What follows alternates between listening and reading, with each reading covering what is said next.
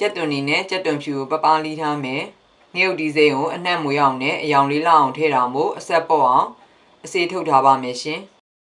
ကြက်ဟင်းကားတီကိုနှစ်ပိုင်းဖြတ်စေးတွေထုတ်ပြီးတော့မှမထူမပါးလီးထားမယ်ပြီးရင်အခါလေးပေါ့အောင်လို့စားနဲ့ခပ်ဖွားဖွားနေပြီးတော့မှ10မိနစ်ခန့်နှက်ထားပါမယ်10မိနစ်ခန့်ထားပြီးရင်ရေများများနဲ့စေရေစစ်ထားပါမယ်ရှင်မီးပြင်းပြင်းနဲ့ပူပေးထားတဲ့ရေပွက်ပွက်ဆူလာပြီဆိုရင်ခက်ကြီးကြီးလီးထားတဲ့ကြက်သေးတွေထက်အိုးဖုံဖုံပြီးတော့မှအနှစ်တွေထက်လာအောင်9မိနစ်ခန့်ထားပါမယ်ကြော်တဲ့အခါအနှစ်တွေထွက်မလာအောင်လုပ်တာမို့ကြက်အောင်ပြုတ်เสียမလိုပါဘူးရှင်ဒီလိုအနှစ်တွေအမြုပ်တွေထွက်လာပြီဆိုရင်ရေအေးနဲ့ပြောင်စင်တော့အောင်လို့စေးပြီးရေစစ်ထားပါမယ်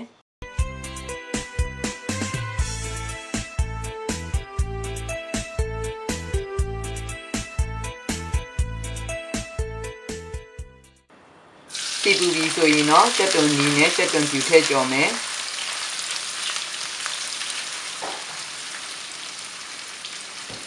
ကြက်သွန်လေးအချို့ချွေဝိုင်အောင်ပြောင်းပြီးဆိုရင်တေးထည့်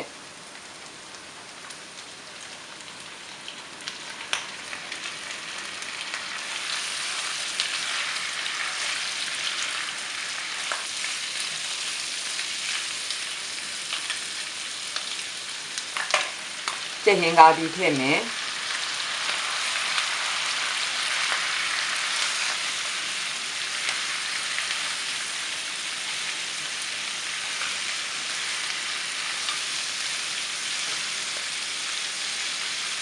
ခီးယူစီထည့်မယ်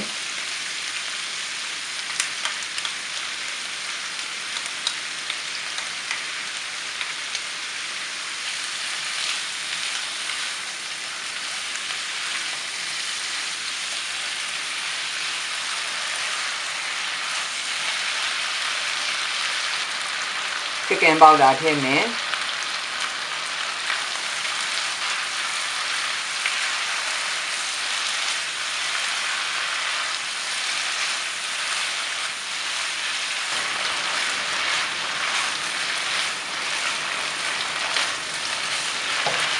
9မိနစ်10မိနစ်ခန့်ကြော်ပြီးပြီဆိုရင်တော့ငရုတ်ဒီစိမ်းလေးတွေထည့်ပါမယ်